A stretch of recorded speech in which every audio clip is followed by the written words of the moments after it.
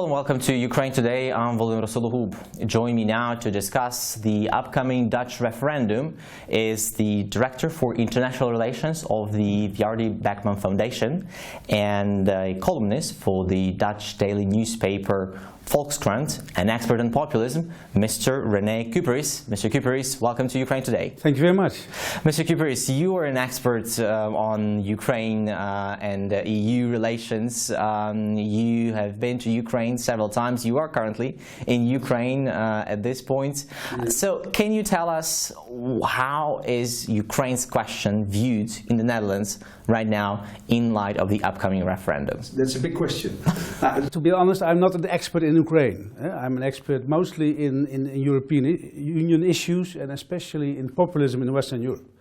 That's my main field of research and writing. But of course, there's an upcoming referendum in the Netherlands about Ukraine, which is very complex, very problematic stories behind that. Because if you really analyze what's going on in the Netherlands, you can see that this referendum is not really about Ukraine. It's about the disillusionment with Europe. It's about the disillusionment with things, how things developed in Brussels in terms of Euro crisis, refugee crisis. And people are fed up, I think, with the problems of Europe. And the association agreement with Ukraine, for many people, is a problem too far, is a bridge too far. That's one part of the story. Which is going on. How do the people in the Netherlands view this? Do they view this as another country trying to get into the troubled European family? Oh yeah, they conceive it to be a hidden membership of the EU. Although the experts and the elite say, no, it's not about membership in the short term. But the feeling is that it's because of the conflict with Putin's Russia also, because people sense that there's not an in-between position maybe. There's no geopolitical in-between position between the EU and the Russian Federation. Is there geopolitical space for a third position?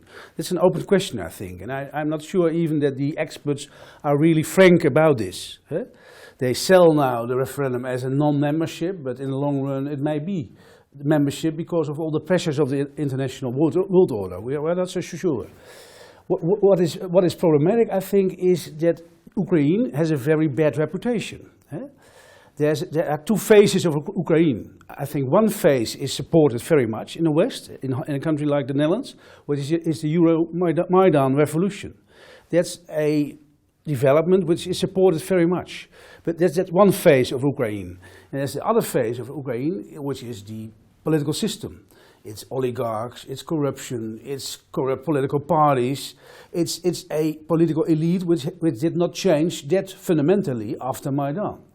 And this is the more dominant image of Ukraine. So I'm very glad that these days I have met several NGO groups and all kinds of civil society organizations which represent the good phase or even the future phase of the new Ukraine. So basically for the people in the Netherlands, the problem with oligarchs and corruption in Ukraine is greater than the problem of the war in eastern Ukraine. Oh yeah, much more. Even despite the MH17 tragedy. Even, yeah. So I think that's really the story. They see Ukraine. It has also to do with an overall trend in East Central Europe at the moment. There's a new tendency in East Central Europe towards a more illiberal autocratic democracy. Look at Orban in Hungary. Look at Poland. Look at Slovakia. That's conceived in Germany, in the Netherlands, in the UK, in France as a threat to the Western liberal democracy model. So the idea that becoming part of the EU is a guarantee for liberal democracy, we always thought, we believed in that dream, but we now see Hungary, we see these kind of countries which are somehow closer to Putin in terms of autocracy than to Merkel's liberal democracy.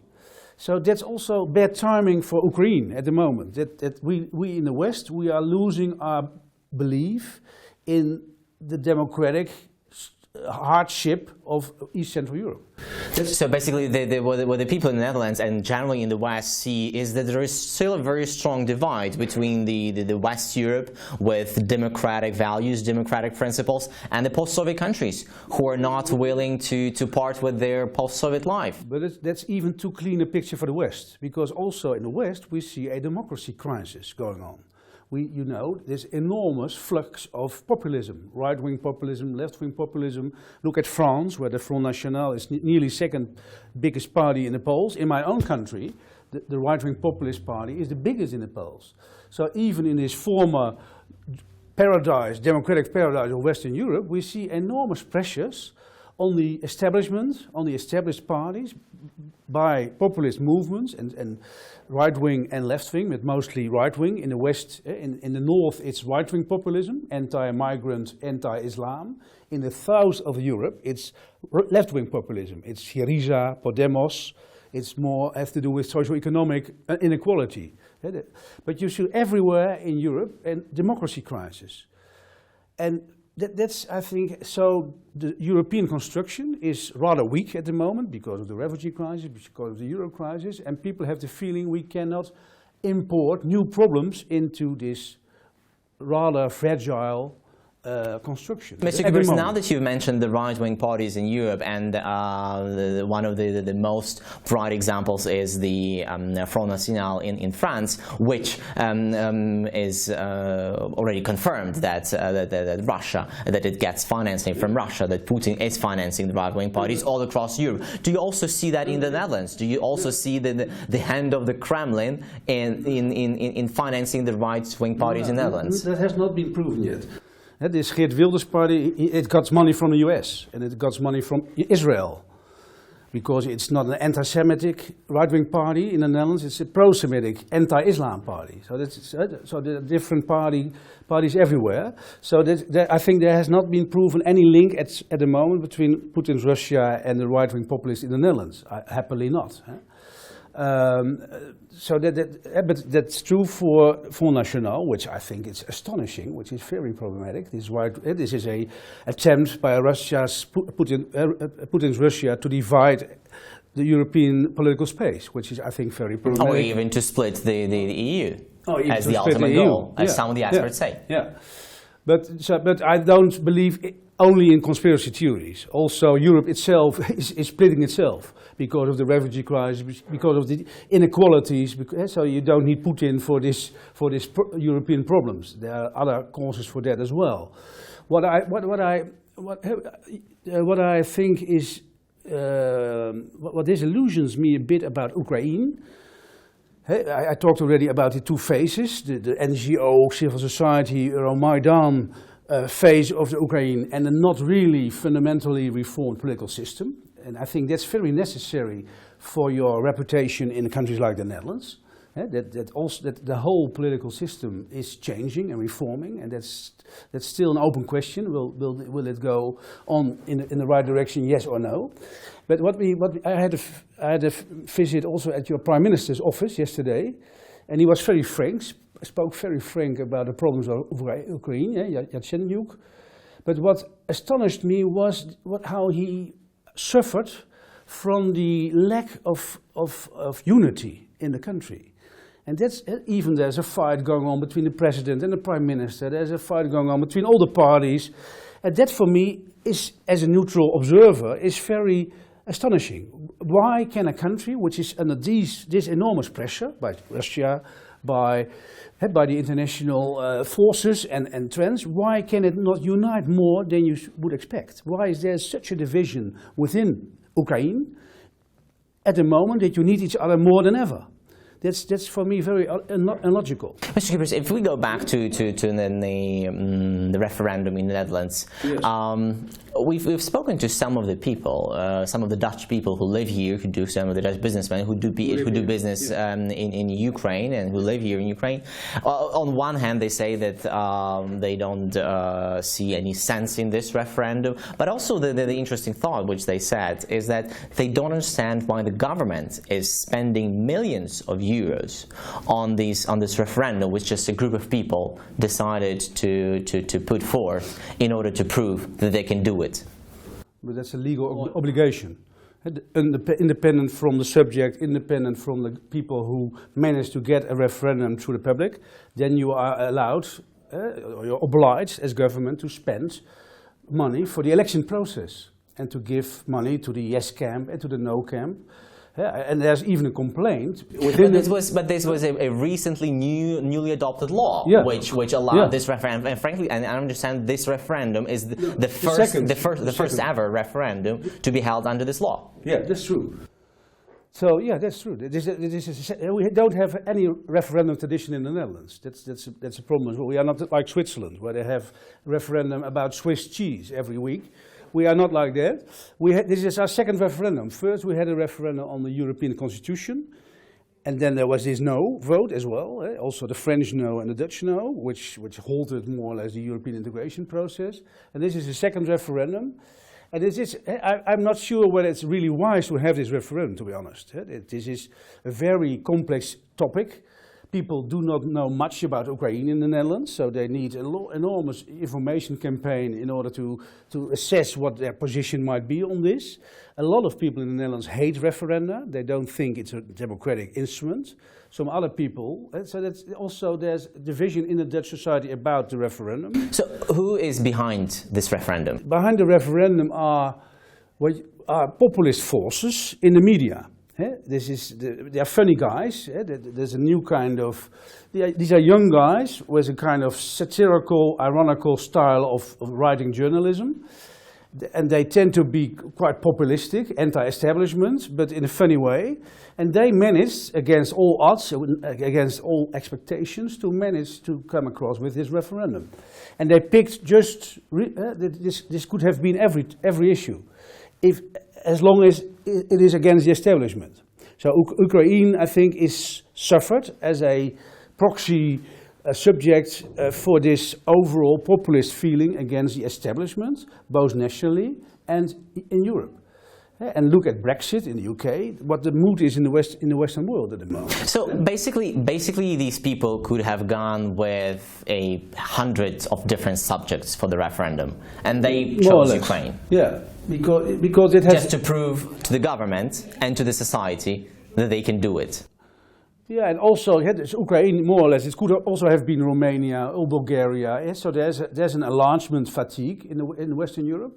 There's an enlargement fatigue, so that the enlargement went too quickly. It's an overall feeling, because it fires back in terms of labor market competition. It fires back in terms of structural funds. So there's an overall reset going on about the European Union construction. So again, the referendum is part of that big story. So is there a genuine feeling among the Dutch citizens that Ukraine, by means of signing this EU association agreement, will bring more troubles to the EU rather than benefits, as being a large market? Yeah. One of the experts. That's for the populist part of the country. That's the main problem. That they have the feeling that we are importing problems instead of benefiting from Ukrainian association. Do they constitute the majority? And they are not a majority when you look at the polls, but they are a majority in referendum, because this yes camp is divided in people who hate referenda and people who vote yes. And that might, in the end, influence the result of the referendum enormously. If when you're looking at the information campaign, which is right now in the Netherlands, in light of the upcoming referendum, how would you say Ukraine is doing? In Holland? In Holland. Did Ukraine manage to put out some good images, good messages? No. It's invisible. In fact, the whole campaign just has to start in the coming weeks. It's very, very slow.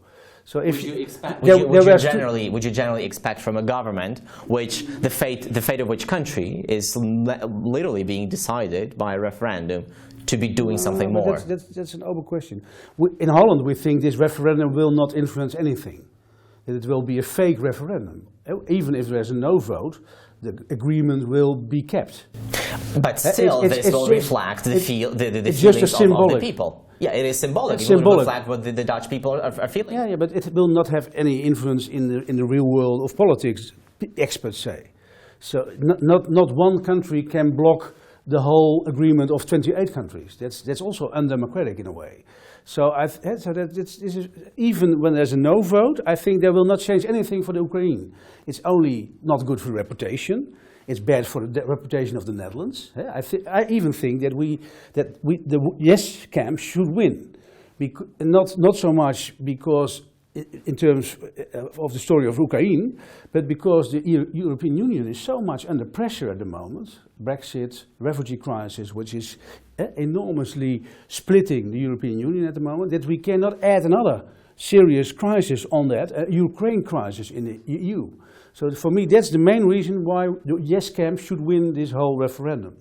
But I'm not sure that these geopolitical arguments will really play out in the campaign. But Ukraine is rather invisible. There are a lot of NGOs and gay rights associations from Ukraine saying you should vote yes. I hear that here, but I have not heard that in the Netherlands, to be honest. It can be that in the coming weeks this voice may be better heard, but at the moment the campaign in the Netherlands is very low, very silent. And there were street interviews by Ukrainian journalists in Amsterdam, and 8 out of 10 did not know that there was a referendum even. So in your opinion, again going back to my question, do you think the government or Ukrainian government should be doing something at least to put out the good words? My honest feeling is that that could play out very counterproductive. Because so should they just sit back and do nothing and hope that everything goes away? The Ukrainian government is part of the problem in the eyes of the Western people in Holland. They conceive the government of Ukraine not as completely democratically. They see them as part of the oligarch construction. They see them as partly corrupt. These are also the news, which is in the media in the Netherlands and in the Western world. So I think only NGO voices or younger generation's voices or people not touched by the political system, they should have a more genuine impact than political people from the Ukraine. Well, let's see if these NGOs manage to put out a successful information campaign. Mr. Cuperus, many thanks for joining us today. We're talking about Ukraine's prospects in the upcoming Dutch referendum with the Director for International Relations for the Wiardi Beckman Foundation and a columnist for the Dutch daily newspaper Volkskrant, Mr. René Cuperus. I'm William Russelhoop. Thank you for watching Ukraine Today.